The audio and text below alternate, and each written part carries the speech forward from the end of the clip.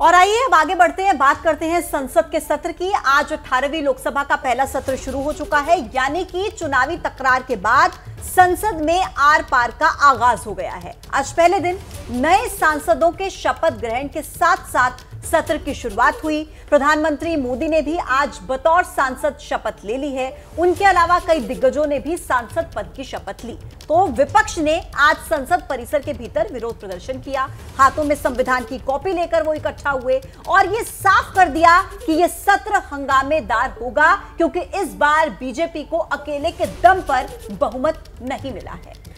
तो वहीं विपक्ष इस बार पहले से ज्यादा मजबूत स्थिति में दिख रहा है, लिहाजा अब वो सरकार को हर मुद्दे पर घेरने के लिए कमर कस चुका है। तो सरकार भी विपक्ष पर पलटवार के लिए रेडी है। आज संसद परिसर से प्रधानमंत्री मोदी ने विपक्ष पर आपातकाल वाला अटैक किया, तो उधर राहुल गांधी ने भी पलटवार में देरी नहीं की।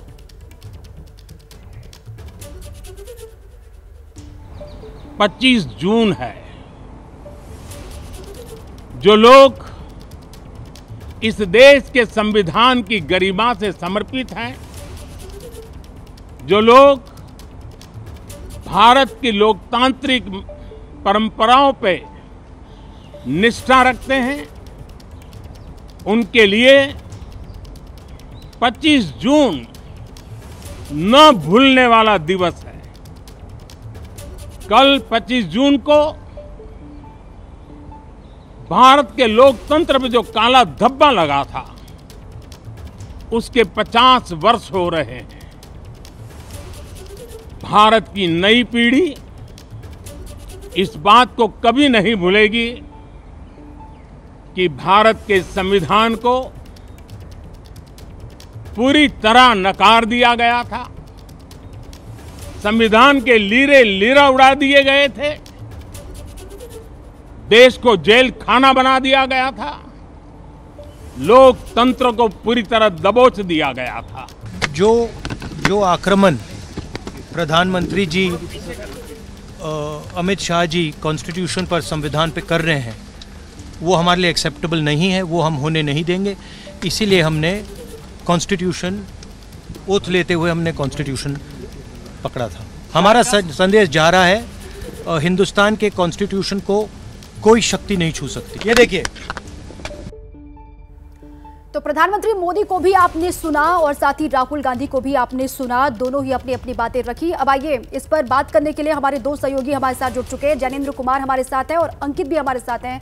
लेकिन सबसे पहले जैनेंद्र, आपका रुख करते हुए, आज पहले पीएम मोदी ने जिन जिन बातों का जिक्र किया, अच्छा ठीक है जैनेंद्र आपके पास आऊंगी, उससे पहले अंकित का रुख करते हैं। अंकित, आज जो कुछ भी हुआ, जो बातें कही गई, वो सरकार की तरफ से हो या फिर विपक्ष ने जिस तरीके से हंगामा किया, प्रदर्शन किया, सरकार के अलग अलग मसलों को लेकर विरोध किया, उससे ये तो तय हो गया है कि ये पूरा सत्र किस तरीके से हंगामेदार रहने वाला है। संख्या बल में विपक्ष मजबूत है, तो इसलिए मजबूती दिखाने की कोशिश पूरी की जाएगी सदन के भीतर। जी बिल्कुल, सदन के भीतर भी और सदन के बाहर भी लगातार विपक्ष हमलावर है और विपक्ष के सामने इस वक्त जो है कई सारे मुद्दे भी हैं, जिसमें से दो मुद्दों की अगर मैं बात करूं तो एक तो संविधान की किताब लेकर के जिस तरीके से तमाम विपक्षी सांसदों ने सरकार को घेरने की कोशिश की है, पहले ही दिन जिस तरीके से प्रोटेम स्पीकर की नियुक्ति की गई है, उसको लेकर के विपक्ष सवाल खड़ा करता रहा और बाकायदा संसद भवन परिसर में ही मार्च किया, जिसकी अगुवाई सोनिया गांधी और राहुल गांधी और मल्लिकार्जुन खड़गे ने की। तो वहीं सदन के भीतर और बाहर अभी अब जो है विपक्ष जो है हमलावर है, वो नीट मुद्दे को लेकर भी है। तो ये दो ऐसे मुद्दे हैं जिसको लेकर के विपक्ष ने अपनी रणनीति साफ कर दी है कि इन दोनों मुद्दों को लेकर के सरकार को घेरेंगे। वहीं अगर सत्ता पक्ष की बात की जाए, प्रधानमंत्री ने सदन की शुरुआत होने से पहले ही जिस तरीके से आपातकाल का जिक्र किया है, वो एक ऐसा मुद्दा है जिसको लेकर के बीजेपी एक रणनीति बना रही है कि कैसे लोगों के जहन में ये फिर से याद दिलाया जाए कि कैसे जब कांग्रेस की सरकार थी उस दौरान देश में आपातकाल लागू किया गया था। वहीं बात की जाए संविधान की, तो संविधान को लेकर के बीजेपी का रुख साफ है कि कहीं से कोई अपमान नहीं हो रहा, कहीं कोई बदलाव नहीं हो रहा, विपक्ष सिर्फ गुमराह कर रहा है। और नीट को लेकर के बीजेपी और सरकार का जो साफ यही कहना है कि उचित जो भी कार्रवाई होगी वो की जाएगी और ऑलरेडी पिछले 2 दिनों के दौरान वो कार्रवाई की जा रही है। जी अंकित, आप रहिए मेरे साथ, जैनेंद्र आपके पास भी आएंगे।